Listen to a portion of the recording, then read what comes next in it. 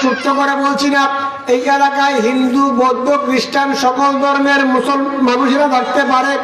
আমরা সকল ধর্মের প্রতি সম্মান রেখে বলছি, আপনি হিন্দু ধর্মের একজন ভাইয়ের কাছে গিয়ে বলেন গোটা মহাভারত, রামায়ণ, গীতা মুখস্থ আছে, একজন মানুষ বের করেন হিন্দু সম্প্রদায়ের মাঝে, খুঁজে পাবেন না।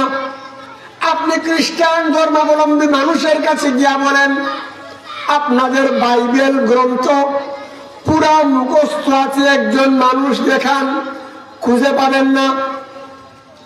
আপনি বৌদ্ধ ধর্মের মানুষের কাছে গিয়া বলেন পুরা বৌদ্ধ ধর্মের ত্রিপিটক গ্রন্থ মুখস্থ আছে, একজন মানুষ দেখান, খুঁজে পাবেন না।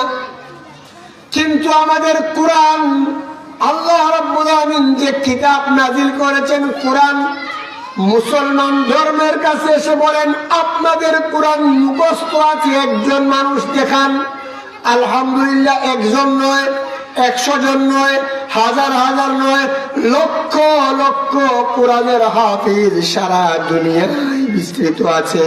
আপনি বললে অবশ্যই আমাদের ধর্মগ্রন্থ কোরআন মুখস্থ করার জন্য হাজার হাজার নয়, লক্ষ লক্ষ কোরআনের হাফিজ এই দুনিয়ার জমিনে বেঁচে আছে।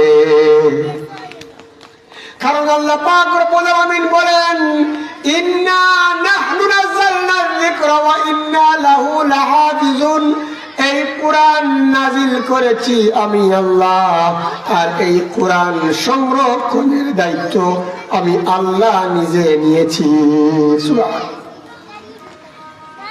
এই কোরআন নাজিল করেছি আমি আল্লাহ, আর এই কোরআন সংরক্ষণের দায়িত্ব আমি আল্লাহ নিজে নিয়েছি। সুবহানাল্লাহ, একবার চিন্তা করেন, যে কোরআন আল্লাহ নাজিল করে নিজে আল্লাহ পাক